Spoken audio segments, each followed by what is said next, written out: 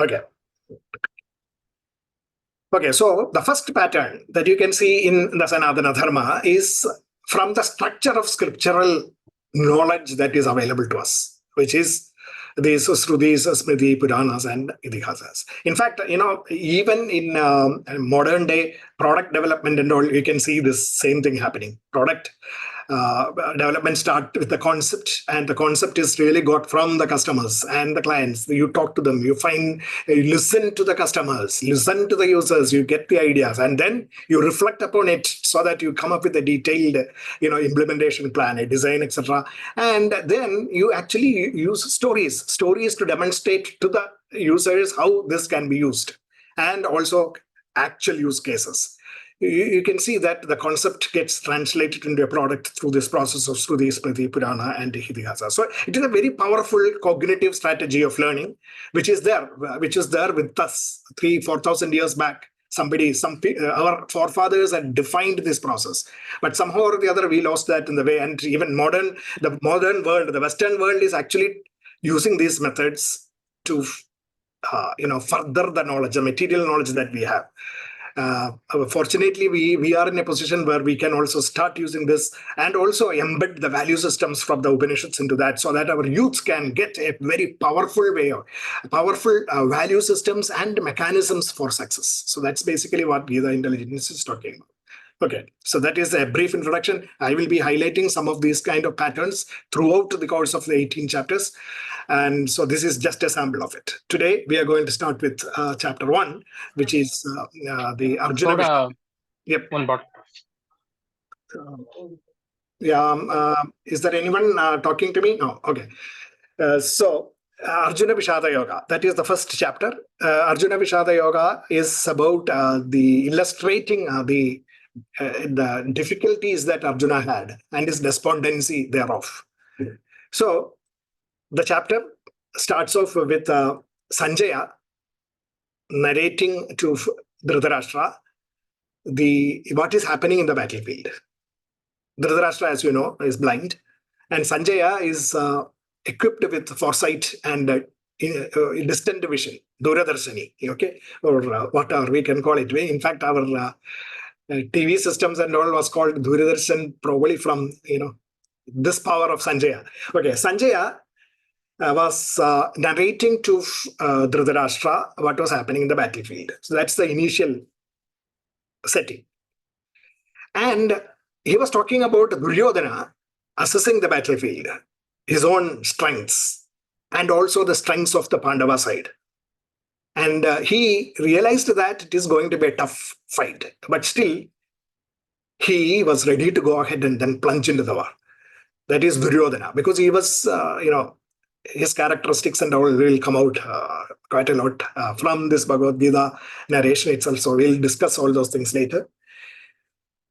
And thus, both the sides are getting ready for war. At that is the point at which Arjuna starts surveying the battlefield, and he wanted to do that from a neutral perspective, or from the vantage point. So he asks Sri Krishna to take him to the center of the battlefield in between the two forces, and that is when he looks around, he realizes that the opposite side is filled with his relatives, his near and dear ones, his gurus, his maternal uncles and cousins, and all these people who are very dear to him. And also he knew people like Bhishma and all on the others, his Drona, his guru. So he actually loses his confidence. He is despondent. Various reasons are there, which is basically what we'll discuss a little while from now. And seeing this, Arjuna, because of his despondent condition, he starts coming out with a set of logic to avoid the war, and and leave the scene. But then he did not run off. He instead goes to Sri Krishna, surrenders unto him, and then asks for advice. That is the first chapter. So the second chapter also starts with the same situation, and then by 11th verse or so, Sri Krishna will start the discourse on Bhagavad Gita. Okay, so the first chapter is basically Sanjaya narrating the war scene, Duryodhana assessing and evaluating, and both sides getting ready for the war with conch sounds emanating from the battlefield, as well as drums and trumpets and buffalo horns and all being blared. Arjuna surveys the scene by standing in the middle of the battlefield, and he gets unnerved, becomes despondent, and decides not to fight the war for the moment. But he did not run away. He asks Sri Krishna for advice. He surrenders unto him. So this is basically what is happening. And in this pattern, here also we can actually see a pattern. That pattern we will discuss at the end of the day today. It's a psychological behavioral pattern of any person who, when he is faced with a challenge, a difficult situation in life, what should he do? What will he do? There are two different cases shown here, one of Duryodhana and the other one of Arjuna, and which we will summarize towards the end. So this is basically the picture of the war scene.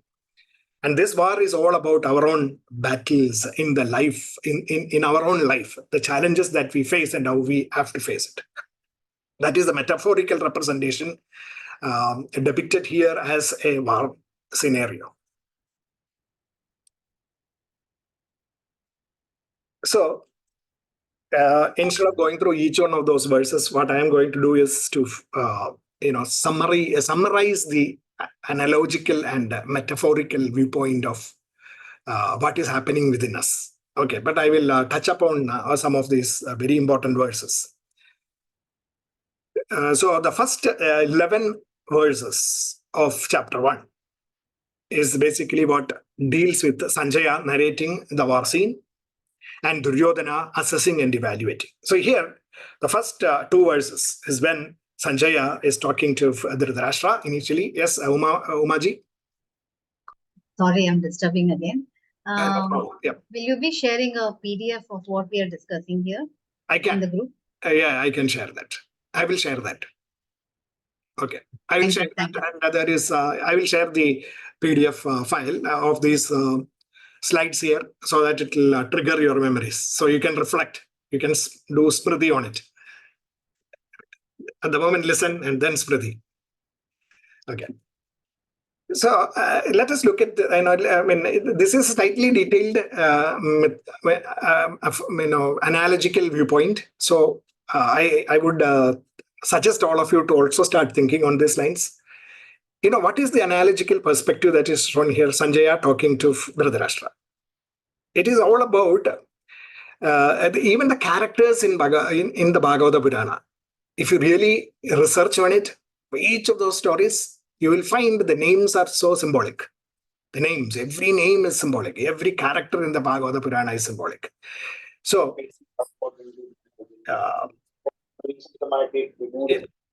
yeah, Dr. Sharma, did you say anything? No, I didn't. I couldn't hear you properly. If there is anything, it is not. It's only a distance. Okay. The word names, Sanjaya, the triumphant, Dhritarashtra, firmly rooted in the empire, and Duryodhana, difficult to conquer. That actually shows what is happening inside us. Sanjaya, you can actually call as a conscience within us. Let us just take the case of someone who is actually going to get involved in some adharmic activity, something that is not legal, something that should not be done, something that is against value systems. His conscience is going to speak to him initially. And that person, if he is completely rooted in selfishness is all about, completely, my mind is completely rooted in my body, mind and intellect, in this empire. That is me, the body, the physical body. It is rooted in that, which means that I am completely selfish. Then I will be blind with selfishness. And this selfishness is very difficult to be conquered. Is very difficult to fight with. Duryodhana is the Duryodhana. So you can see that Dhritarashtra, the selfishness giving rise to Duryodhana, and these three characters are now right within us. And Sanjaya is speaking to us. If we care to listen, we can avoid the war and the difficulties and go forward. But that did not happen. So that is a story part of it, which, I'm not going to deal with the story in detail. So Sanjaya, Dhritarashtra, and Duryodhana. Selfishness is what blinds the average person and makes him go against the conscience. This is the first lesson that we learn from chapter 1, the analytics of Arjuna's despondency. So blinded by deep-rooted selfishness, the average person pays no heed to the call of the ever-triumphant conscience. If you care to listen to the conscience, you will become successful. But many a times we do not do that. And another interesting, characteristics also we can see here. Bhishma, in fact, Bhagavad-Gita's first chapter talks about the warring armies being led by Bhishma and Bhima, the two sides. Actually, they were not the chieftains of the sides. They were appointed late. Other people were appointed. But initially, Gita's chapter 1 describes Bhishma as the representative of the lead role from the Kaurava side and Bhima from the Pandava side. Bhishma and Bhima. In fact, if you literally look at it, only one letter differentiate in English if you write, that is S, which is selfishness on one side. Bhishma, selfishness, is the representation of selfishness in the sense that he actually, the story details I'm not going in. Finally. Yeah. So, selfishness, which is dreadful and terrible to fight against. It is also represented by the terrible oath that Bhishma took, so that he will, support these people. And selflessness is again also formidable. But we use different English words, which is formidable and awesome. That is Bhima, the word meaning of Bhima. So these selfishness and selflessness are the leaders on the two sides. The Kaurava side, led by selfishness, and the Pandava side, led by selflessness. You can see that within us, this fight is between selflessness and selfishness. So selfishness is what actually blinds us. And then from 12th verse to 19th verse, what is described is what happened in the battlefield. Within each one of us, something happens before the fight really takes over and somebody initially starts functioning. Both sides get ready for battle, and there is the blowing of trumpets and horns and conches. And the Bhagavad-Gita in chapter 1 describes on the Pandava side, Krishna blew the conch Panchajanya, Arjuna blew the conch Devadatta, Bhima the Poundra, Yudhishthira the Ananta Vijaya, and Nagula and Sahadeva sounded Sughosha and Manipushpaga. That is basically what are the names of the conches. And the rest of the other people also started blowing their conches. The tumultuous sound rent the hearts of the determined. In fact, there was a big cacophony of music and noise that took place in the battlefield. That is basically what is described from 12th verse to 19th verse. It's about 8 verses. So again, you can look at this picture as an analogical or aphorism that actually represents the tumultuous, disturbances that happen in our minds when we are confronted with the conscience going against selfishness. So conch sound can be taken as the virtuous sound, and the unvirtuous sound will be the cacophonous blaring of trumpets and buffalo horns, which were predominant on the Kaurava side. So this is basically what is shown there. In fact, there is something that I would like to introduce now, but we will go into details as we progress through chapter 2 to 6, the first karma side itself. There are two forces that within our mind that we are, the impelling forces within us, expectations and inspirations. The two things, if you take it as two things. Expectations is driven by our desires, mostly selfish desires. And we expect something, we look at the results. We want this, we want that. So that is looking at the results is expectations, which is basically driven by selfishness. And there is another one which is called as inspiration. And inspiration is what again Bhagavad-Gita is going to describe in detail, what inspirations are and what are the characteristics of inspiration, etc., which we will discuss later.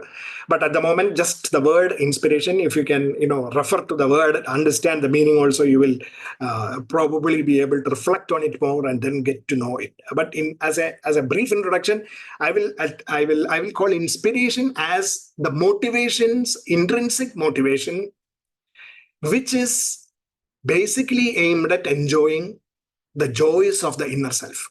Okay, so that is a term that we are now introducing, which is basically what we will try to understand in detail, more in detail in the second chapter. So the motivations to enjoy the joys of the self, that is called as inspiration. What is that?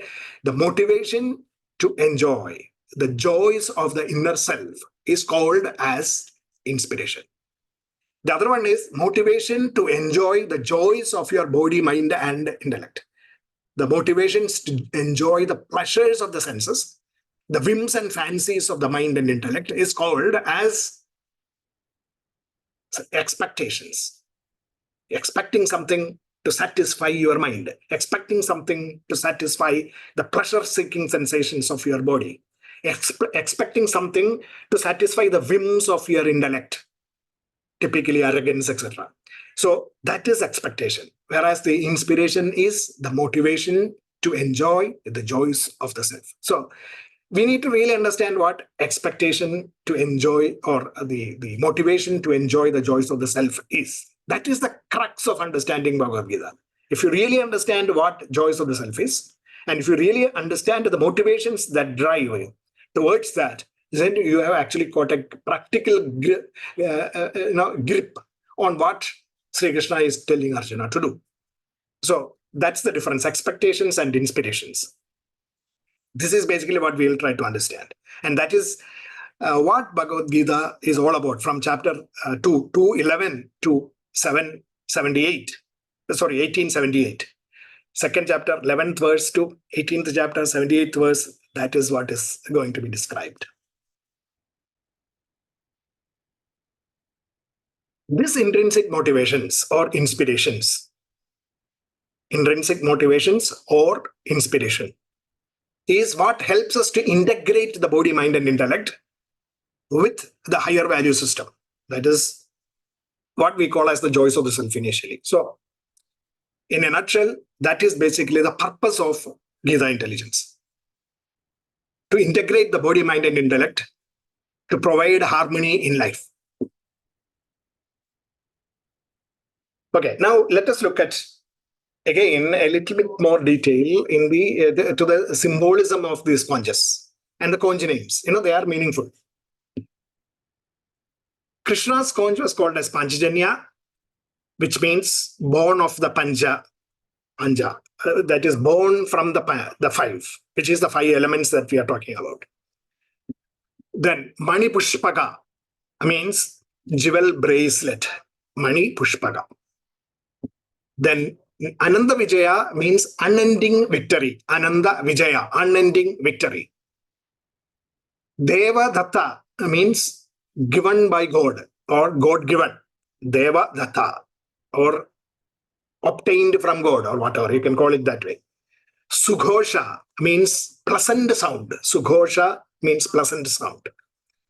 Saundra means powerful or terrible. So these are the conjas. Bottom up, if you look at it, Saundra of Bhima, Sughosha of Nakula, Devadatta of Arjuna, Ananda Vijaya of Yudhishthira, Mani Pushpaka of Sahadeva, and Panchajanya of Krishna. And again, on the right side, if you look at the shared screen, from the bottom up, physical strength, powerful strength, terrible strength, strength of physical capabilities. Bhima's conch and its sound. Nakula, Sughosha, pleasant sound is about the efficiency of performance. efficiency of performance. Then Arjuna's God-given skills and capabilities, the productivity of skills and capabilities. That is the devas within us, Arjuna. Yudhishthira's Ananda Vijaya. Unending victory is provided to us, sustainable success, sustainable victories, sustainable success. That is righteousness, which is rooted in dharma, is basically what gives us an unending victory.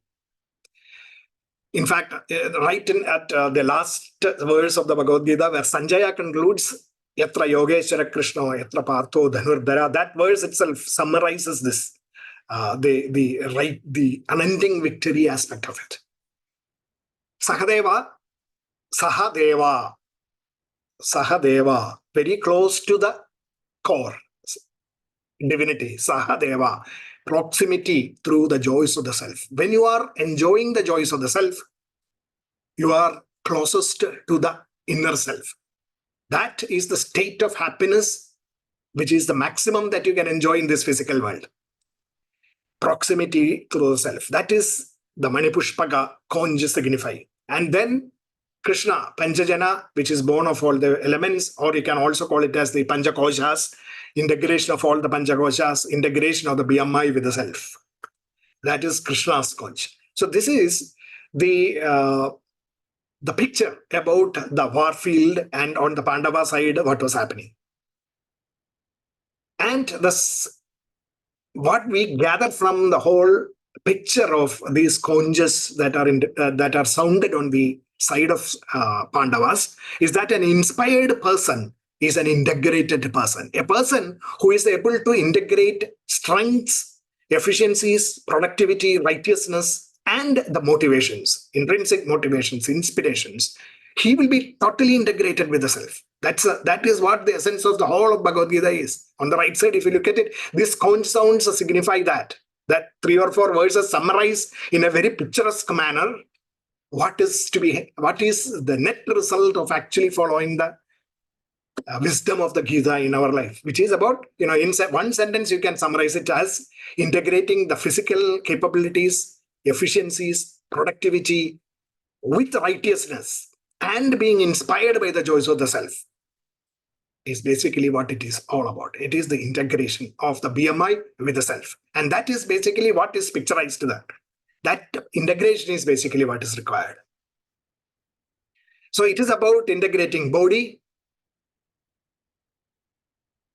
Annamaya Kosha, physiology, Pranamaya Kosha, mind, Manomaya Kosha, intellect, Vijnanamaya Kosha, memory, and the Vasanas, Anandamaya Kosha, and the self within. So you can see that, our Vedantic perspective, the Advaita Vedanta perspective of the Panchakoshas, or the 5 layers of personalities that integrate, that actually cover the inner self and make us all,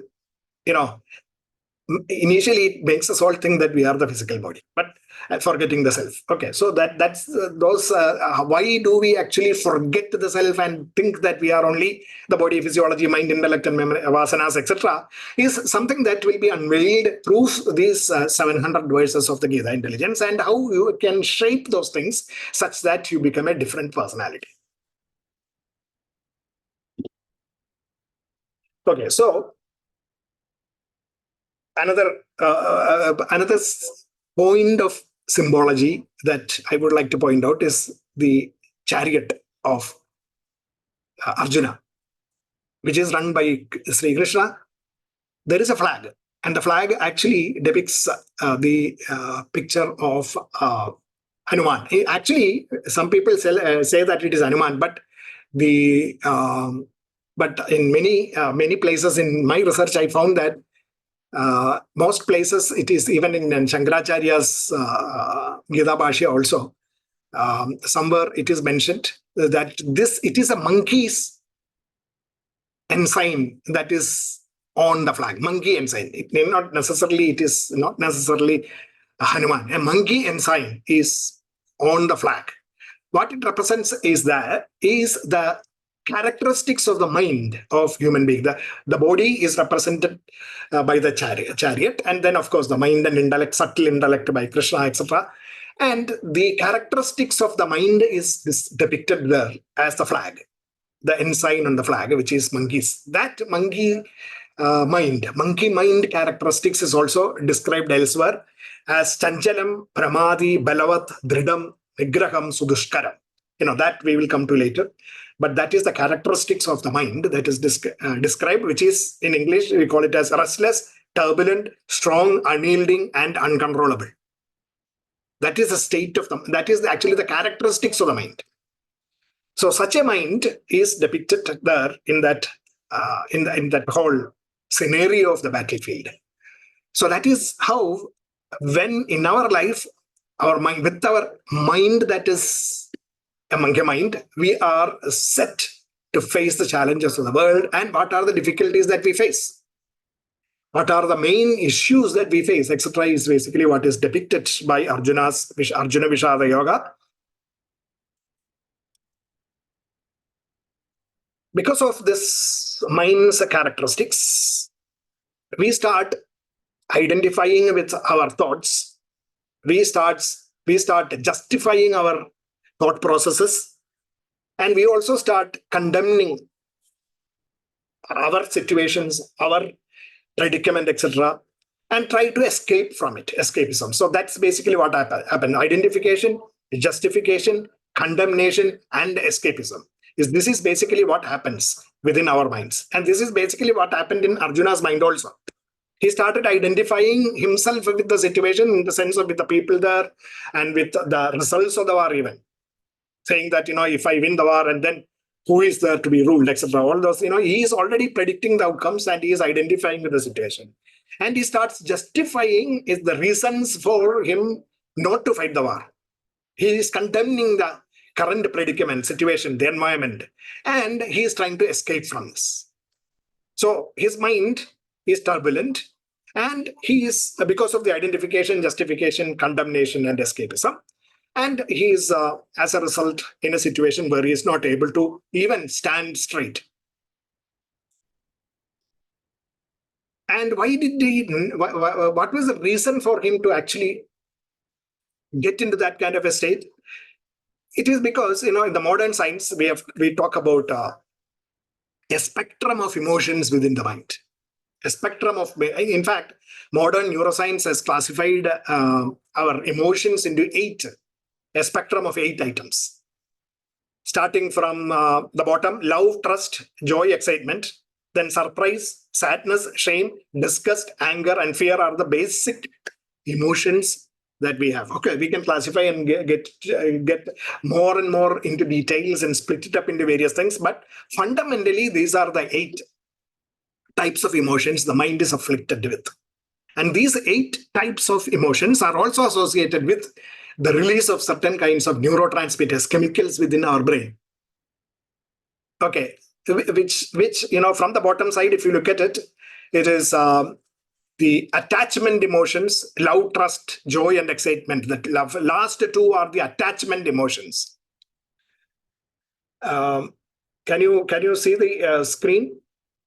The attachment emotions at the bottom. Here I've written that attachment emotions like oxytocin is that which releases oxytocin.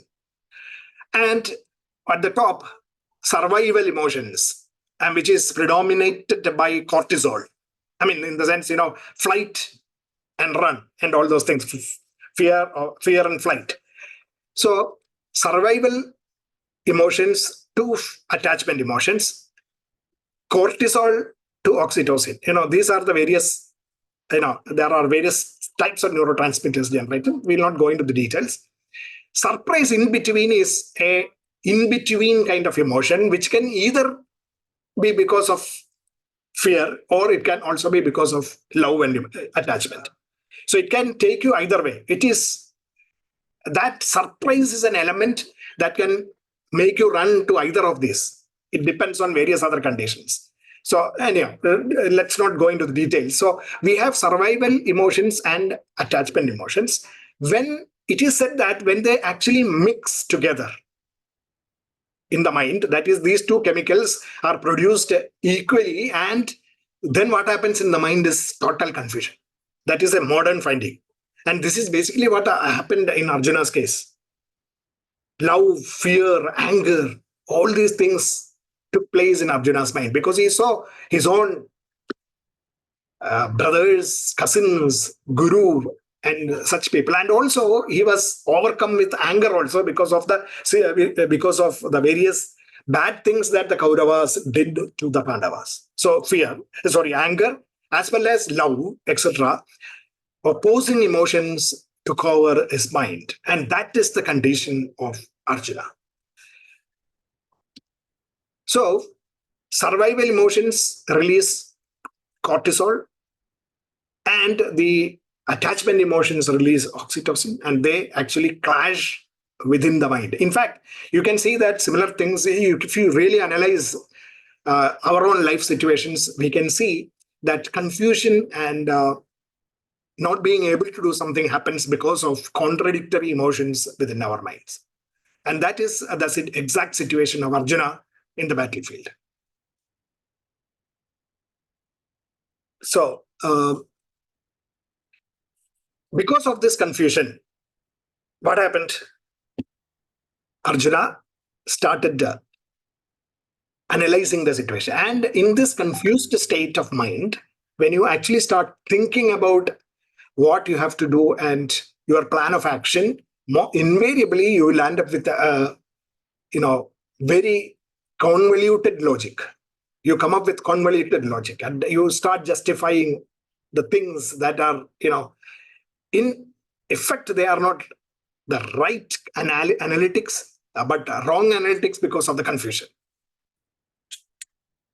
Okay, so from verse 32 onwards up to 43, 44, about 12, 15 slogas, 12, 13 slogas is depicting Arjuna's logic for shunning the impending war.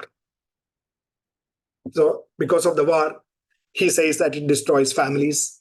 And when families are destroyed or families are ruined, cultural values systems become affected or reduced and even destroyed, giving rise to hellish experiences in society, or it destroys community, destroying society, and therefore it destroys nation. And it also gives rise to unrighteousness, and unrighteousness leads to exploitation of the weak. And this exploitation of the weak and unrighteousness leads to impurity in women, which is about licentiousness in society. And this gives rise to social chaos in social order, which actually gives rise to what is called as thought admixture. People, the thinking is not, pure. It becomes contaminated. And ingratitude results in society, giving rise to culture and heritage degradation. So you can see that a lot of things happen in society because of this. This is all Arjuna's analytics. Exploitation of the weak, licentiousness in society, thought admixture, and culture and heritage degradation happen. Which is, in summary, you can call this as the qualities of a society, which is written in the box there on the right side. Pleasure-seeking tendencies, impurity of intellect, thought infirmity in terms of, less creativity, less productivity, no business sense, and no skills. And therefore, mediocre living. So this is basically what Arjuna is predicting in the society because of, this war. So that is his logic that is represented in 12 to 13 slogas in this chapter. Arjuna's logic against the war. But you can see that these pleasure-seeking tendencies, impurity of intellect, and mediocre living, etc., are all the things that really happen only if negative forces are rampant in the society, which is already there because of the Kauravas. And it is not because of the war that it is going to happen. So all these things are already there. And this is exactly against which he was supposed to fight. And that is the fallacy of Arjuna's logic. On the positive forces are creativity, productivity, and enrichment, skills, capabilities, and various strengths combining together to produce what is called as a society that is rooted in cooperation, sustainability, sacrifice, devotion, accept and move forward kind of tendencies. These things we will again go into detail, because these are going to be enumerated in chapter 3. So we'll come to that. So that is basically the positive forces that needs to fight against the negative forces which is rampant in society already, which is arrogance, impetuosity, urge for instant gratification, evilness, lethargy, negativity, etc. So that it is the fight between positive and negative forces that is basically being depicted as the Kurukshetra war scene. Kurukshetra, the field of action. In the field of action, every one of us face this kind of a situation. In life's Kurukshetra, for each one of us, life's battlefield of our actions, battlefield of our work, we always face these kind of difficulties between the positive and the negative forces. And because of various mind's conditions, confusions, etc., we land up in not being able to face up to the challenge, and then we come up with justifications to escape from the scenario.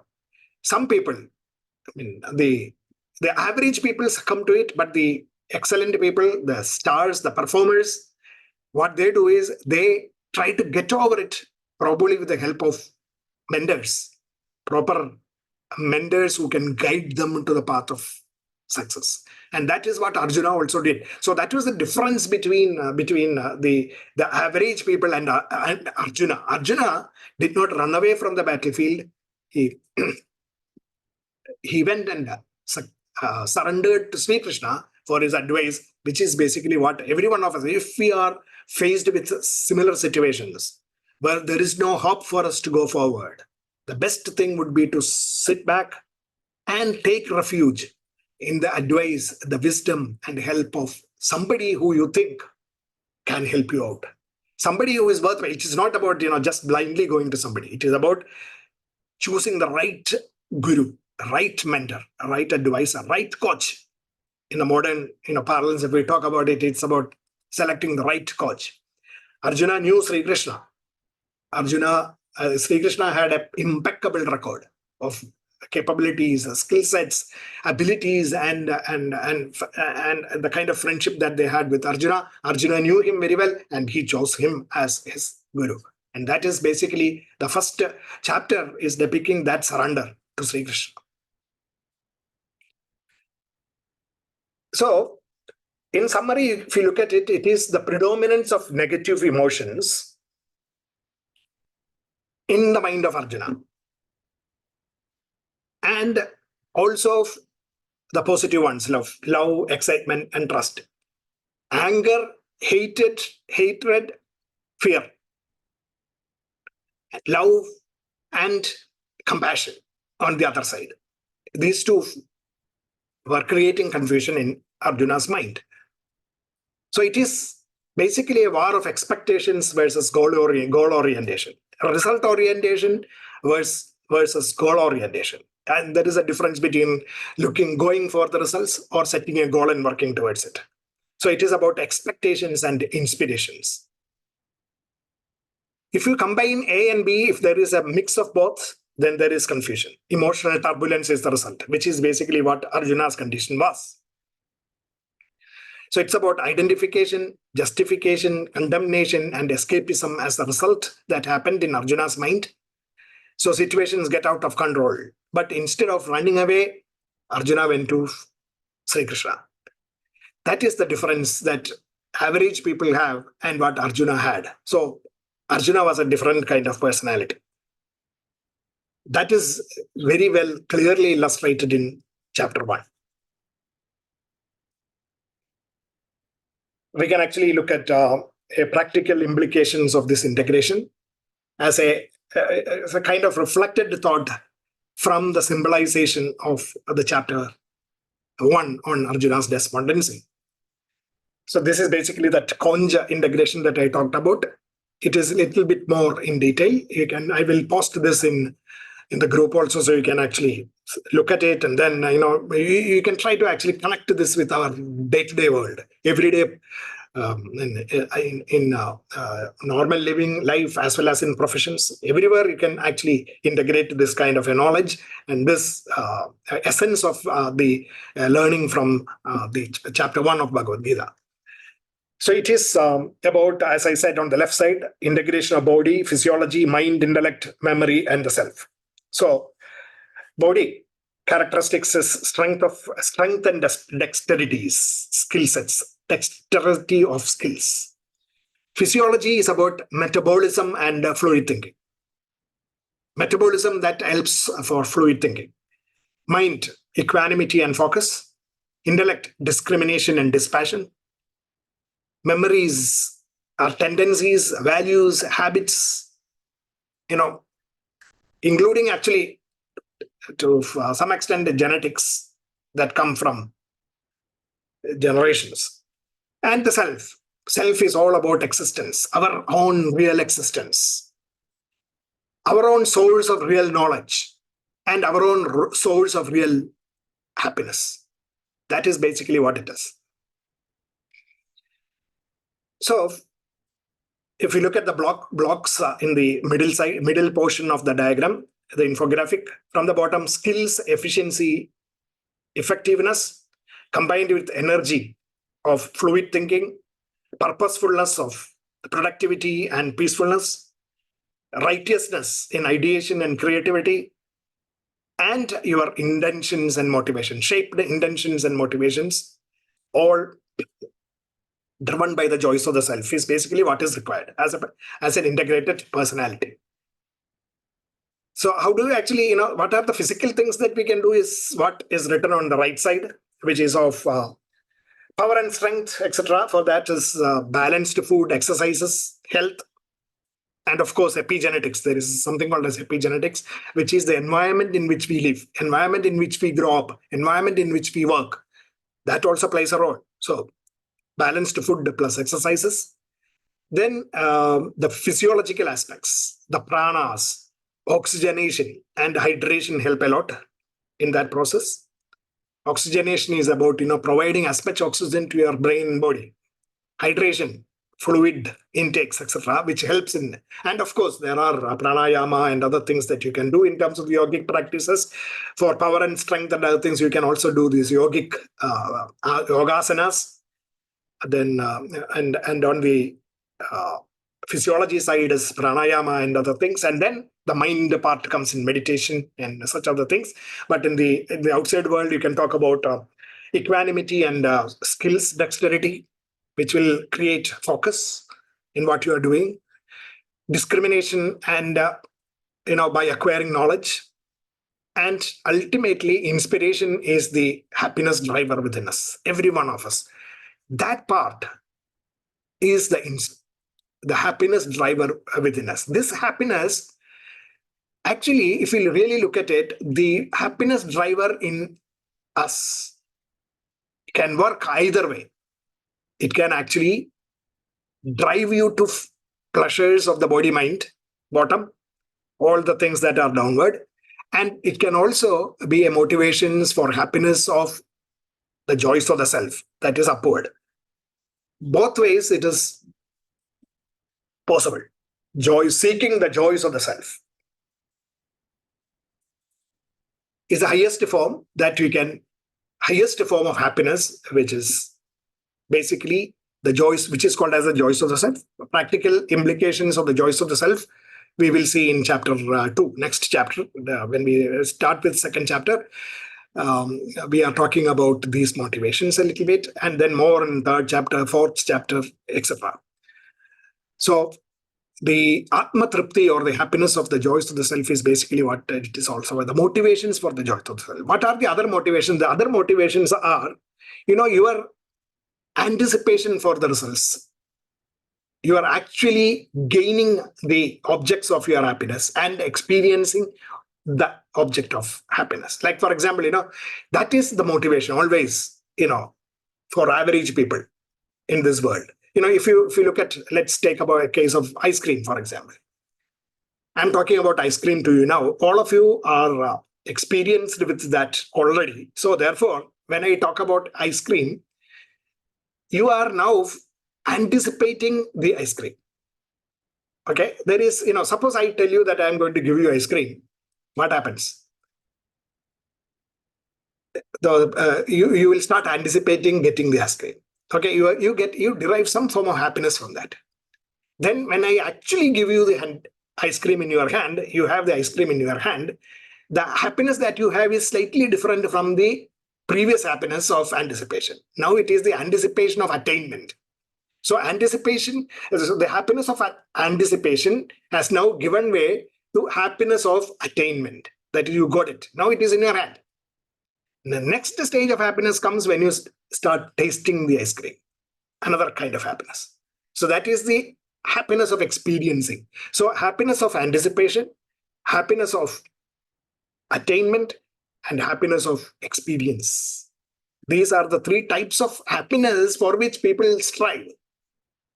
They start dreaming, then they work towards getting it, and then they start enjoying it. Three things. That is how people work in this world. So, and all these are actually towards satisfying your mind and the inner senses. Now, if we can replace this anticipation, attainment, happiness of anticipation, attainment, and experience, three forms of happiness, if you can shape these three strands towards enjoying the joys of the inner self, anticipation of the joys of the self, can you actually anticipate the joy that you can get by doing good to the society? Can you anticipate the joy that you can get by doing something to the best of your capabilities? You anticipate that first. And then you start working towards doing that. And then you actually do it. When you do it, you get that experience. If you can actually do that, for that, you need to at least do it as a sample on one case. And then when you enjoy that, you will start doing your things just for that sake, instead of just satisfying selfish requirements. So anticipation, attainment, and experiencing of the joys of the self is basically the inspiration point. Instead of that, you can be driven by selfish desires, expectations of anticipation of physical happiness, gaining it, and then experiencing the pleasures of the senses and the mind. So these are the two kinds of happinesses that drive us. One is extrinsic, the bottom side is extrinsic, and the upper side is intrinsic, identity with the self. So this intrinsic motivations is what is called as joys of the self. And that is basically what is depicted by the music of the conch, sounding of the conches in the battlefield of Kurukshetra, the sounding of the conches of integration. The sounding of the conches of integration implies the integration of body, mind, intellect, vasanas towards enjoying the happiness of the self, the joys of the self, which is bliss. So that is basically what it is. The self is all existence within us. The self is all the root of all knowledge and consciousness and conscious awareness. The self is the highest point of happiness within us, because self itself is happiness. And if you are going towards anticipating the joys of the self, that means you are tapping into the inner self. So it is, self is the existence, knowledge, and bliss is basically what Advaita philosophy tells us. Sat, Chit, and Ananda. Satchidananda. That is the self. Because it is existence, pure existence. Our existence is infinite. It is not limited by your physical body. It is not limited by your physical mind. It is not limited by your ideas and ideologies. It is the power that gives rise to the power of the senses, the power of the mind, the thoughts, and the power of the intellect, ideation, creativity, etc. It is that which energizes your vasanas. It is that gives you the drive towards happiness, the drive towards happiness. It is your drive towards happiness, which is basically the Anandamaya Gosha. But what is happening is, most often our drive takes us towards the pleasures of the senses, which is downward. Instead, if you can use our own mind and the intellect to direct that happiness drive towards the joys of the self, because it is internally within us. Our natural tendency is to go after the senses. The natural tendency is to go after the pleasures of the physical world. Instead, if we can really look inward and then go forward towards enjoying this real happiness that we are, the joys of the self, Ananda, that takes us to infinitude. That takes us to infinite knowledge. That takes us to infinite existence. When you say in the material world, if you look at the spiritual aspects, take away spiritual aspects, and then you look at the real world in this physical world, what is infinite existence? Infinite existence is about, actually Sri Krishna talks about that in the, I think it is in the 10th chapter or so, which anyway, at that point I will elaborate that. He talks about leaving behind a lasting legacy. He talks about in this world, how can you achieve that state of infinite happiness or infinitude? Is about doing your things, your thoughts and actions directed towards doing things so that you can leave behind a lasting legacy. And what is that lasting legacy that you are talking about is basically what Bhagavad-Gita is all about. Gita is telling you to exist in this world, work in this world, and try to leave behind a lasting legacy. A lasting legacy that is rooted in righteousness, a lasting legacy that is rooted in the ultimate form of love and value systems. And that our Sanatana Dharma also talks about that. Sanatana Dharma talks about that infinitude as that infinitude in the material world is reflecting the powers of coexistence and expansion. Coexistence, cooperation, love, compassion, and expansion of, growing upward in value systems and being of value to not only yourself, but to everything else in this world, others, other people, other animals, plants, environment, everything, that expansion. So it is coexistence and expansion, which is the physical representation or manifestation of infinitude, is what Sanatana Dharma tells us as the one state. That one, this infinitude, when it became the universe, material things started happening. And that material things is guided and controlled by two forces. Actually, it is one force, but split into two, which is coexistence and expansion. That is what our Upanishads is talking about. So coexistence and expansion are the two guiding forces that are the manifestations of the infinitude in this universe. And this is basically what runs this whole universe. And that is basically what is running even our small planet Earth, and within which we living beings exist. And so it is this power of coexistence and expansion that need to guide our minds, our thoughts. And when our thoughts are guided by coexistence and expansion as the driving force, then what happens is we are slowly rising ourselves from this limited existence of body, mind, and intellect and rising to the level of infinitude. If we actually, every thought and every action from us is rooted in coexistence and expansion, what happens? We become infinite and we leave behind an infinite legacy. We leave behind a lasting legacy on the sands of time. That is what Gita is all about.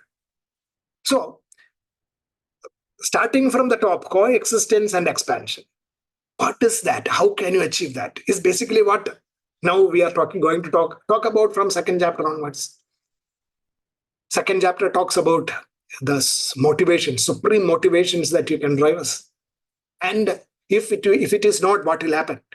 Third chapter talks about selflessness as the force behind all our actions. Because we are all, this coexistence and expansion is rooted in selflessness. Coexistence and expansion is what is called as infinitude. So infinitude is rooted in selflessness. And if it is selflessness, then how can you actually reflect that selflessness in this world, in your thoughts and in your actions? That is what third chapter is, Karma Yoga. You become a Karma Yogi, selflessly acting in this world. Now, is selflessness enough to become perfect in it? To shape that selflessness, you need to infuse knowledge into it. That is the fourth chapter, Jnana Karma Sannyasa Yoga. Then, yes, if you are infused with the motivation, supreme motivations, selflessness, and knowledge, then how should you actually work in this world? You should work in this world without any likes and dislikes. So working without any likes and dislikes is karma sannyasam, which is the fifth chapter. And if you do this, have all these characteristics, that is intrinsic motivations, selflessness, knowledge-based selflessness, and renunciation of likes and dislikes, then your mind is going to be focused on the job that you have to do, which is the meditative state of existence, which is what sixth chapter is, Dhyana Yoga. So, okay, so that is the essence of the first 6 chapters, rooted from the lessons that we carry forward from the despondency of Arjuna. Second, third, fourth, fifth, and sixth chapters. Okay, so without shooting the gun, I would just as a summary only, I mentioned that. So that is the route that we will be taking. That is the route that Bhagavad-Gita takes. That is the route that Arjuna charted out. Sri Krishna charted out for Arjuna. So we are going to take the same route. So, in a sense, this chapter is about Arjuna's despondency. So you can have a look at the analogical mapping of this story with the value systems that we talked about. Sanjaya narrates the same. The triumphant one to the firmly rooted. Okay, Duryodhana assesses and evaluates. Difficult to conquer ego. The ego takes control. Duryodhana side, and both sides actually assesses and produces their music, which is about music and cacophony. And Arjuna surveys the scene. Then the righteous one takes to the assessment. Initially, there is a problem, despondency, but Arjuna does not run away, even though he produces his own erroneous logic. So it is about the conscience speaking to the selfish-minded. But ego, there is one path which is where ego takes over, and there is a cognitive tension between ego, selflessness and selfishness, and Duryodhana kind of personalities which take the path of pleasant, whereas Arjuna kind of people, they evaluate, and even though intimidated and is prone to illogical thinking, they go for the path of good, which is seeking guidance. Falls at the feet of Krishna, and Krishna takes over. So it's that is the picture of the first chapter about selfish ego and the selfless ego, or Duryodhana mind and the Arjuna mind, coming together in the battlefield, and what each one does. Duryodhana takes a particular route, Arjuna takes another route. The chapter is not complete because Arjuna, at this point in time when chapter 1 ends, he is in a despondent state. He is trembling, and his weapons fall to the ground. He sits down, he is perspiring, and then he is trembling. And he surrenders to Sri Krishna, to wiser counsel, and seeking guidance. So that is where the first chapter stops.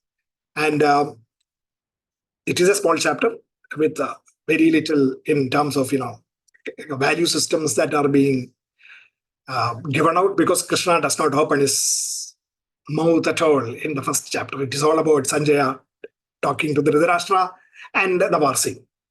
So that actually, we come to the end of that here. We can actually discuss any of these concepts that we discussed now. If there is anything that we want to discuss, we will. Otherwise, I will stop at this point. But in any case, before we start any discussions, I would like to stop now with a prayer, and then we can go to discussions.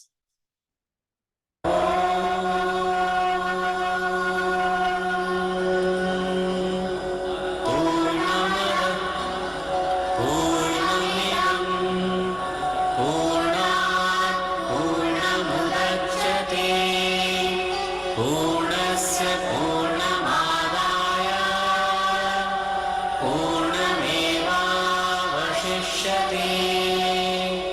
Om Shanti Shanti Shanti.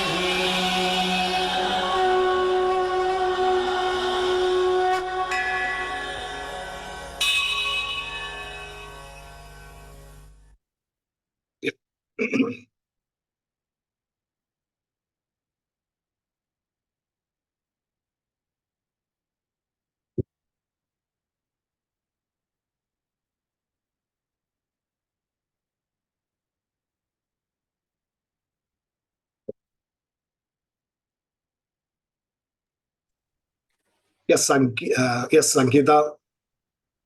Sangeeta, yes, you can. Shri Gurubhyo Nama, thank you so much. Actually, I have been reading Bhagavad-Gita every day, one chapter at least.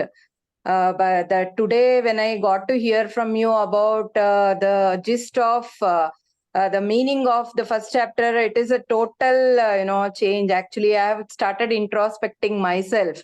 So it is such an amazing session. Thank you so much. Look forward to listening and understanding from you in the further more chapters. Thank you so much. Thank you, thank you, thank you.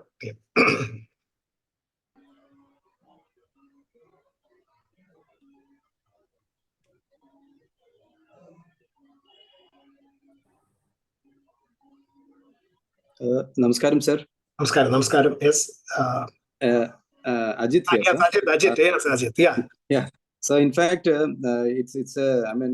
should say, every time we look at the Gita, it gives a very totally varied kind of perspective to the whole thing. Because today when you started with this, the whole perspective is again in from a totally different angle. The whole knowledge, especially the infographics and all. I'm so blessed that I'm doing the whole thing once again and feeling so good about the entire thing. Okay. So a small question to you is, see, it's like, see, we are all in an Arjuna state in some form or other. It could be in a varied, it's like everyone is fighting their own battles, they call it. Now, what would, for the modern perspective, what would be the ultimate way of, surrendering? Because when Arjuna fell into that state of despondency, what he did was he had a complete surrendering. That is what he did to Sri Krishna. So what would that mean in a modern thing? Is it that you forget about your body, mind, and the intellect, and then what mode you get into? That surrendering is equal to what? Just to understand from a modern angle, where we have faced with everything what Arjuna goes through, the modern man also goes through. So how do you attain that state of surrender? Because only when you surrender, that is when profound knowledge gets into you. That's what I've understood. But how do we do that, actually, sir? Yeah, in fact, it is not, we are actually, as your question is directed towards how you in this world, in your day-to-day living, how you actually translate that into an action plan is your question, right? Yes, sir. Yes, sir. Okay. So it is not that you probably may not find somebody like Sri Krishna. Yeah, absolutely. Arjuna. Okay. So it depends on. Of course, I am not saying that you will not find. There are, many times even our gurus talk about that guru will come to you. That is what he says. Even if you go searching for it, you may not get it. Okay, the guru will come to you. That's all. Yes, in fact, personally also, I would say that, my experience is also that the guru came to me. Okay, how? There was no design in finding that guru. The guru came to you. Will come to you. In the sense that, within the environment, if your intentions are well pointed, it is so intense, then there is even modern neuroscience is talking about what is called as law of attraction. There is a law of attraction that works in the human brain. Neuroscience is the latest findings in neuroscience. In fact, some of the research after 2016, the last 5 to 6 years, there is something called as law of attraction. The law of attraction is dependent on the intensity with which you actually strive towards a goal. That intensity will make will have what is called as magnetic attraction is the result of it. It says, okay, it is all theoretical, but what it says is that you will land up in such a situation where you will get the right people and guidance. If you are in the, it should not be that, you should, okay, you come up with some kind of a challenge, some difficulties in life, and you give up. If you give up, you will not land up in that kind of a situation. Certainly. That is what Arjuna's despondency also showed. He did not give up. Sure. Even though he was Sure. virtually at the point of giving up, but still he did not give up. Sure. Yeah. So that guru or a person or somebody in the profession, for example, in the workplace, you are dejected. You feel that you are stagnated, you are dejected, whatever. Then you have to strive towards achieving what you really want. For that, what is required is you have to first define what you want. Certainly. Okay, that defining what you want is a very important point of striving towards that goal. And it is that effort that you put in to define what you want is basically the Krishna sprouting up within you. Sure. Okay, that is the starting point. And again, science also says the same thing. The law of attraction and will start functioning. Magnetic desire will make the law of attraction start getting, working within you. And that law of attraction in getting invoked through the magnetic desire is nothing but Sri Krishna slowly taking off. Okay, that slowly taking over will start in 211. Okay, you have to wait till 211. Okay, that is another aspect of it, which is again illustrated in the subsequent chapters, second, third, and all. We'll come to that, as well as neuroscience also talks about that. There is something called as a tipping point. Yes. Yeah, there is a level of patience that you need to actually employ. You can take 2 or 3 steps and decide, oh, nothing is happening, and then retrace and fail. But you have to strive to that point when that will give in, the resistance will give in, and suddenly things will start changing. That things starting to change. That process is basically what Karma Yoga is all about. In 2nd chapter, 3rd chapter, 4th chapter, 5th chapter, in detail, in all the different patterns given in 2nd chapter about the motivations and what those motivations are and how you should, nuts and bolts level, you have to take those motivations and strive towards it. You should understand. It is like, people talk about, grabbing your opportunities. Right? Fine. Suppose opportunity walks by in front of you. You don't see the opportunity, what will happen? You cannot grab it. Sure. If you don't see the opportunity, you will not grab it. So that is the first step of trying to understand your opportunities. That is an important thing. If you don't understand your opportunities, you will not be able to capture it. It is exactly like that. That is the reason why Bhagavad-Gita is 700 verses. Absolutely. It is detailed. Otherwise, Sri Krishna could have talked to Arjuna in 2 or 3 cryptic sentences, quotable quotes, and then asked him to work. The quotable quotes are not going to help you. True, sir. Yeah, quotable quotes are good to, decorate and put it on your this thing, but doesn't help you unless and until you really know what that quotable quote is. Absolutely. So Krishna gives details. Very fine details. 3rd chapter, 4th chapter, 5th chapter, 3 chapters will give you at least, I would say, hundreds of workable patterns in your day-to-day life. So the details are given. When the details are given, you will be on the lookout for opportunities, because the opportunity, how to actually identify the opportunity. So that is basically what is. So that is, your question is about the mentor, the coach coming to you. The coach, selecting the coach. Selecting the coach is an automatic process that will happen once you start shaping your goal. Sure. Thank you so much, sir. It's so well explained, sir. Thank you. Yeah, okay, thank you. Yes, Krishna. Krishna has raised the hand. Yeah, hi. Good evening. Good evening, Krishna. And yeah, it was a good session again, reliving through those chapters. Yeah. Again, continuing on the previous question. Oh, is it Krishna? Uh, Okay. Yeah. Yeah, oh, sorry. Because you are Yeah. written Krishna only, I thought it was someone else. But No, no. okay. Yeah, Krishna. I'm just not at home. I'm outside, so I couldn't Okay, all right. No open my problem. Yeah, video. yeah, I'm just okay. here. Yeah. Yeah. Just on the same questions, what the previous person asked, it's my doubt also, I always to have that.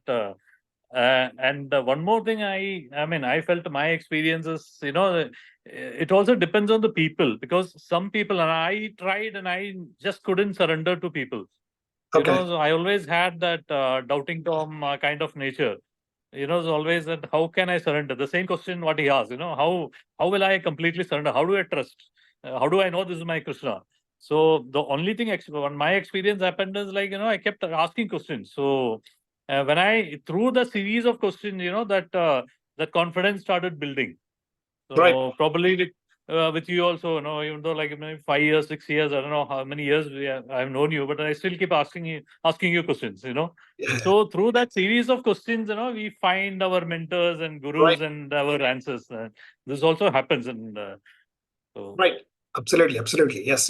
In fact, on a very symbolic level also, the joys of the self that I am talking about, which the details of which I will be giving in detail in the next chapters.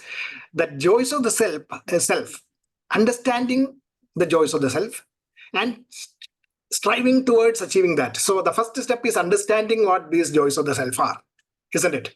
That understanding the joys of the self itself is a surrender to that Krishna, actually speaking, because that you're trying to identify with and understand that. And once, because the joys of the self you realize, is what you want to achieve. So you actually surrender to the joys of the self, which is basically you're surrendering to Krishna. And that is a symbolic way of, also analyzing it. Yep. Okay, yeah, that clarifies.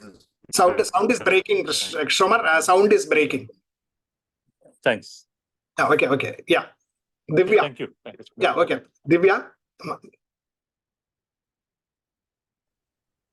Hi, good evening, Good evening. Sandeep ji. Yeah, good evening. Thank you so much. This is my first time actually, so I understand that many of our participants have done the Bhagavad Gita multiple times, so this is my first time. My question is that in the present world, in the modern world, and in the present workplace, how would you define the inner joy, the highest level of joy, or the inner joy? What like, if you could give some example of in the modern context? Yeah, okay. Divya, if you actually recall the last 1 hour, I was at least 2 or 3 times in the talk I took anticipatory bail on that, because the exact question will be answered in the next chapter. Okay. Yeah. In the sense, Yes. okay, I will give you one example for the Okay. Okay. The happiness. Let's say, suppose you are not good at something. Mhm. Okay, so you go and get yourself trained, or you by your own effort you practice that, and then get better and better. Let's say, okay, something that you believe that you did not know, you couldn't do, Mhm. you started practicing it, and tomorrow you start getting some results out of it. Let's say, what will be your Right. state of mind? Happy. Right. That happiness is what I am calling as the joys of the self. This Okay. is this goal you can set every day. Every day, yesterday I did something. Today I will do it better. Tomorrow I will do it little more better. That better can be in various ways. One, I will do it faster. I will do it. It can be doing it faster. It can be doing it better, finding better ways of doing it. It can be optimizing what you are doing. Mhm. So many things are there. So every day you strive to do that better and better and better, and gain happiness out of it. And you look forward also. Today you will look forward. Yes, I have done it. Today I close shop. Tomorrow you will and I'm going to think about tomorrow. Tomorrow I'm going to do better. That force of, that motivation to do better is going to give you a kind of energy from within, which nothing else can do, and nothing external can give you. Even somebody were to tell you that I will give you more money, you may not get that happiness. So one of the strands of Joys of the Self is about enhancing your own capabilities, mind's capability. The enhancing your mind's capabilities is basically what enhancing the skill is all about, isn't it? So how do you actually change your mind? You can change your mind only by applying some force on the mind, isn't it? So Right. that can happen only when you think that you are not the mind. That is what Gita is teaching us. You are not the mind. If you are the mind, then it is difficult for you to change it. But you are not the mind. There is an higher force which can be used to change the mind, shape the mind. And that is basically what is getting targeted here. Okay, that is one example. Different examples we will talk about the next session. So this one, you can actually start practicing this 1 week, that bettering yourself on something that you are is difficult to do, and the happiness you enjoy, and what the result is. And probably next week, if you are, if you can, tell us your experience, it will be a great example of connecting with the Krishna within. I think that should be homework for everyone. Yes, that can be attended by everyone. In fact, yes. Can I add something here? Yes, Anandji. Yep. It's a real term, in an office. I will ask a small question, Divya. Permit me to ask a question, right? Sure. Answer? Absolutely. See, you are the head of the department of an organization, and you are getting a contract, right? In which you don't have that particular expertise in your organization, but you are getting that contract, and you are going to make a huge money out of it, right? Then you advertise for a person who is having that qualification. You are getting some candidates, 5 candidates, right? And they are all asking salaries more than what you are drawing. Maybe 20, 30, 40% more salary that you are drawing. What will you do? The selflessness would be to hire at a higher salary, and Will you recruit him? No, I'm saying that would be the selflessness. Not necessarily that I would be okay with that. No. My point is to Divya, will you recruit him? Or you will look for somebody who is having less salary. Again, advertise and take a person who is having less salary. But we are not getting anyone who has Maybe you have not experience with advertised. less. The first stage you have got this, and the second you go to the next stage. What will you do the next stage? What will you do? For the business, you would always look for the lowest possible, right? Like if Now, that's how the business the answer goes. lies here. Your joy of the self lies here. Say, for example, you got the people, and you say you are not going to compare the salary what you are drawing. I want somebody to do the job the best for the sake of the organization. Right. You recruit him. And then that person performs, and the organization progresses, and you have that joy of, doing something without sacrificing something which normally would have, without considering your position in that organization. Right. Will it make that's any a good sense? example for selflessness. Does it make sense? Yeah, understood. In your real life, as a real life example? It is also that, actually there are various attitudes that go into that. Okay. These attitudes are enumerated by Krishna in chapter 3. So then only that whole thing, actually it is about, fitting. It is a jigsaw puzzle that is being fitted through the various chapters. So actually, when you reach chapter 6, you will start getting a better idea about what you are, and No, here I have just given, something, which she can immediately reflect. Oh, what is joy for the self,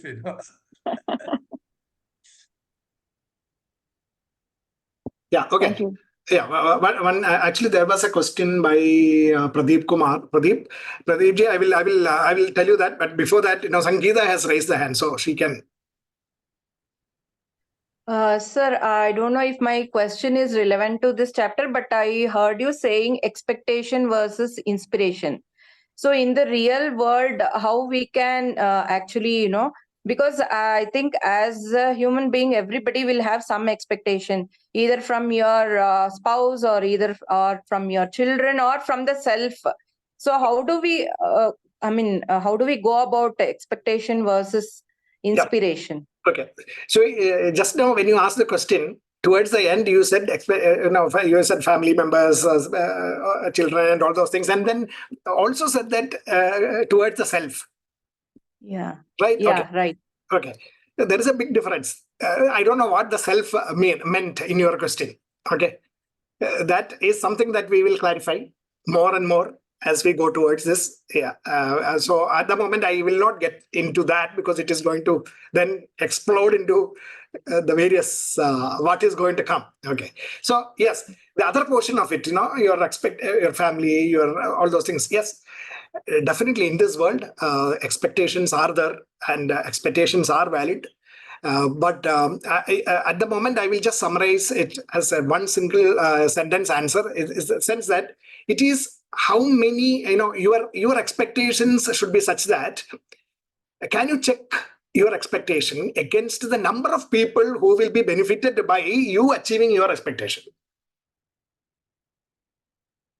and keep that count as your measure of selflessness. If it is only you, selfish to the core. If it is just 2 people, better. 3, better. 4, better. 10, better. 100, much, much better. That is what practically you can achieve in this world. And that is our objective. That is why Krishna tells Arjuna also that it is about the legacy that you leave behind. That is what I am telling you. That is what Krishna tells Arjuna. If you can orient your thoughts such that the more the number of people you can benefit, the better. That is the rule. It is not that you can the whole universe in one shot I will help. May not be possible. Don't worry. Start doing take Start small with the family. Start with the family, start with the group of the community, the society, the state, the nation, the world, the environment. It grows. That is the objective of this. And every time you add more and more into it, you will derive some happiness. And that is another example of joys of the self that you can derive. Okay. Okay. Thank you, sir. And Pradeep ji, you had mentioned about Shruti, Smriti, Puranas, and Itihasas. And can you tell the third one? The Puranas are the stories, actually. Yeah, Puranas are the stories. Yeah, and in the professional world, you can call it as listen, reflect. Puranas can be called as the use case stories. Okay, in product development and things like that. I know because you are into product development. Yeah, that use case stories, it may not be the real world, but you will, when you are designing functions and features, you will also write up stories about how that function or feature will work in a practical world. That is Purana. Then you will actually put that in a case study where you will actually illustrate through some people who are actually using it in their industry and show that as an example, which is Itihasa. Application level. That is a real application in the real world. The other one is use case stories.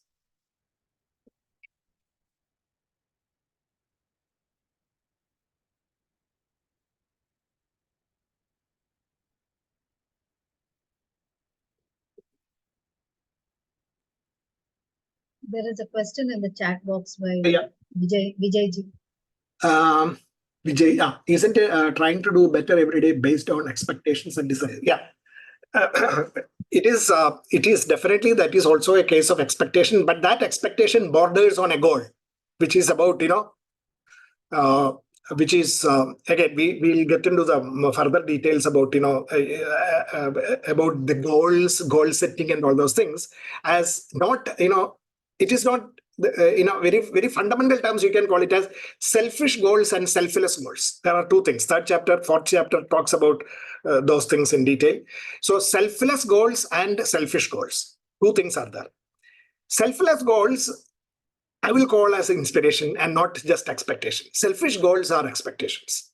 So on a fundamental definition level, we will stop it at that point. More details we can. Vijay, is that okay for the time being? Yes, sir, that's perfect. Yeah, I will. We'll discuss more in detail, because then otherwise we have to discuss more about those aspects. That's why. And fortunately or unfortunately, first chapter Sriyasha doesn't open his mouth. Today is only Anguish day. Yeah, Just one thing, Satish ji. Yeah. Lakshmi here. Yes, So Lakshmi. I thought, for all the people who are still with us, even during the chats, they could actually start doing identifying what they want. Like start keeping a journal or a diary base and develop on it during these classes. I think the first thing that you said, that first step is to identify what you want. And I don't think like most people go through their life without really identifying what they want. And then they have a midlife crisis or whatever, So those of us who are lucky enough to get this suggestion, if they can start keeping a journal and develop on it based on these classes, that would definitely be a good first step. And the second thing that I thought was very essential, again, in terms of practicing what we are talking about, is that, thinking of something that you want to improve and finding pleasure and in improving that. Because as a human resource development trainer, I can tell you that the biggest problem is always setting. Everybody wants to achieve big things. But they don't understand that it is many, many small things which come together to give you that big thing. And so that identifying getting pleasure in those small things will make sure that even if you don't sometimes achieve the final goal which you thought, or you're disappointed, you have still not lost out on a lot of pleasures along the way, which will keep you motivated to keep on this track. Right. So right. Having that second, these are two practices that anybody who is in today's session can actually start from today till the next session. Yeah. I mean, and thereon, and thereafter. Yeah. Only I did not talk about because it is not a workshop. It is a seminar series only, and I didn't want to scare away people with activities. No, but I think you can see everybody is asking, okay, we understood this, but how do we apply it in life? Yeah, So, we will definitely. We will. Yeah, I will also be introducing the tools as we go along. And yeah. Thank you. Thank you, Satish ji. As usual, illuminating, and you're like our Krishna. No, don't do that. You are like our Bhagavad-Gita. I've read the Bhagavad-Gita when I was a child or something. But you're like keeping me anchored to it, like going back and forth, coming through it, that reflection and going over it and seeing it in another way. All that really helps in internalizing this into our life. Yep. Thank you. God bless you. Thank you, Lakshmi. Yep.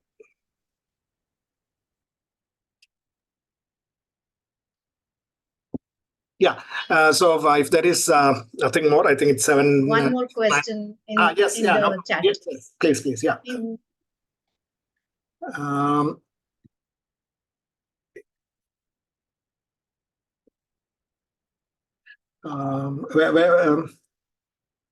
What is whose question is it? Rakhi ji, psychological behavior pattern. The psychological behavior pattern is basically what I was talking about. The Duryodhana mind and the and the Arjuna mind. The Duryodhana mind is the kind of unrighteous, negative people who actually does not worry about the consequences and goes ahead. And whereas Arjuna's situation is different, where he's even though he feels negative and let down and wants to run away from it, he doesn't run away from it. He analyzes the situation, but still succumbs to or surrenders to the advice of Sri Krishna, or surrenders to Sri Krishna. Advice is going to come only. So that kind of a situation is basically what is depicted there. And in the final diagram also I had shown that towards the bottom, which I will post in the group. So I think Raki can actually look at it. And then it'll take some time for you to think, reflect, and then analyze your own behavior and systems and problems that you face. And then only we will start connecting with what Bhagavad-Gita gives us. So this is initial curtain raiser only. Real stuff starts from the second chapter onwards. Sadir sir. Yep. Yes, Pradeep. Yep. Namaskaram. After a long break, I am back into. Yeah, I know. Yeah.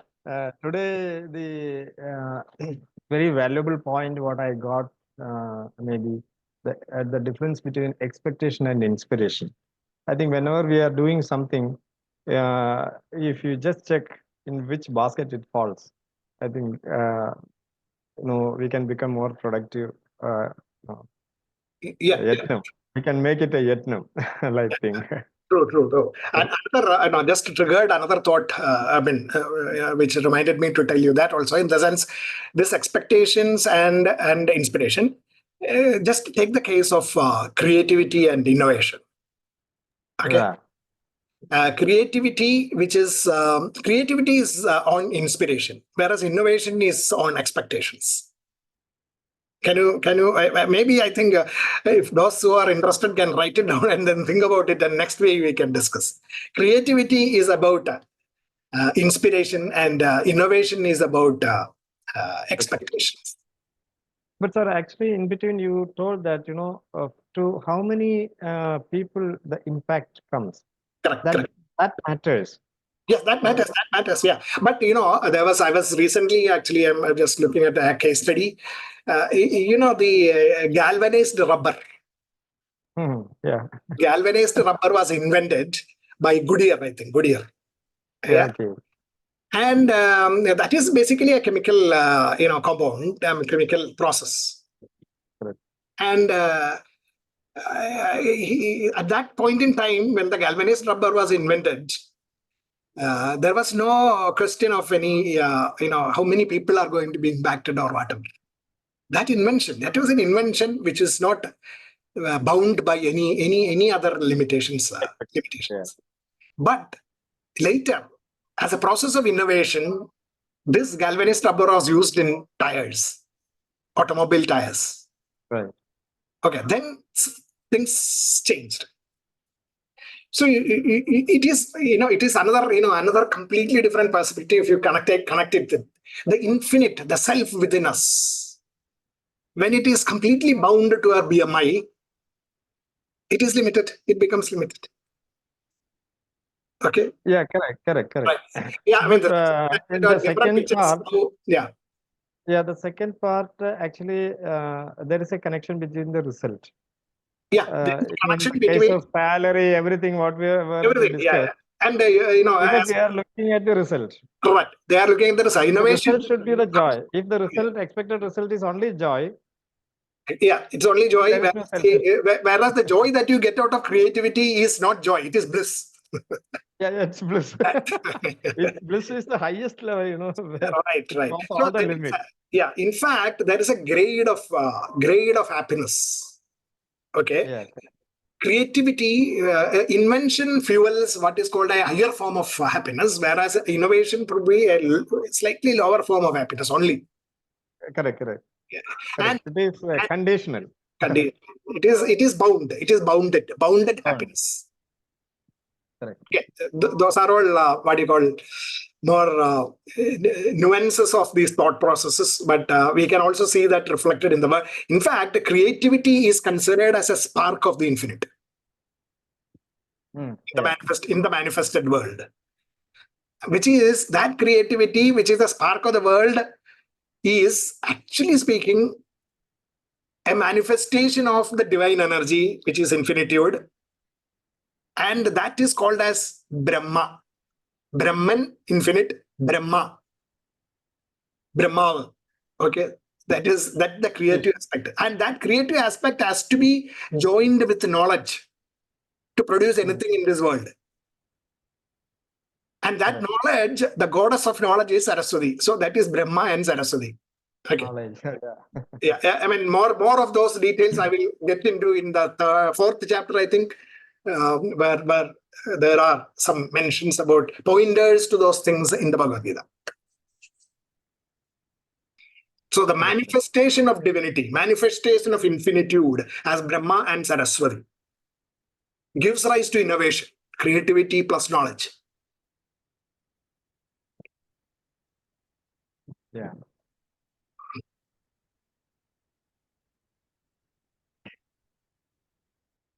Absolutely, yeah. As Vijay Kumar has just now written, it is absolutely right. Invention happens out. It is there on the chat. Invention happens out of an open space, absolutely, with a non-judgmental attitude, right? It is simply a magic that unfolds out of nowhere, while innovations are usually based on desires and are target goal-oriented. Perfect, that's it.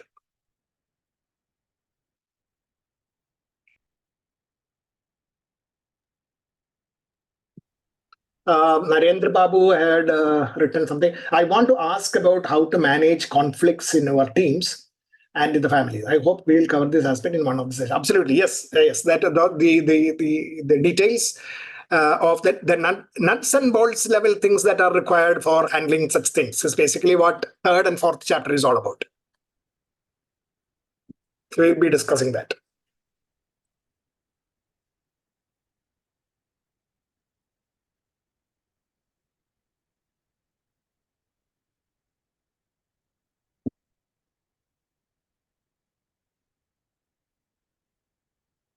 Yeah, I think if there is nothing more, we will stop at this point. It's already 10 minutes past 9.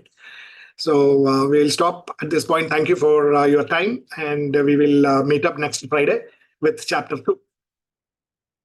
In between, I will post some of these things in the group, WhatsApp group. And if there is any query, you can post in the WhatsApp group also. We'll keep discussing. Make the WhatsApp group also vibrant so that there will be more exchange of ideas and knowledge.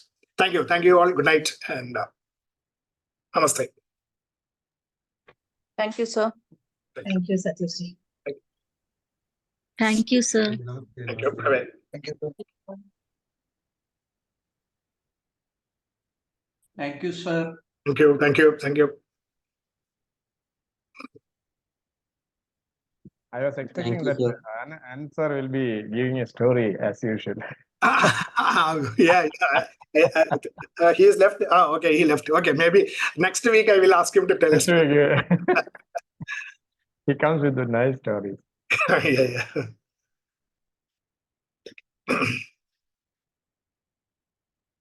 Thanks, sir. Good. Okay, thank you. Okay, Umaji, shall I quit? Thank you so much. We'll connect on the WhatsApp.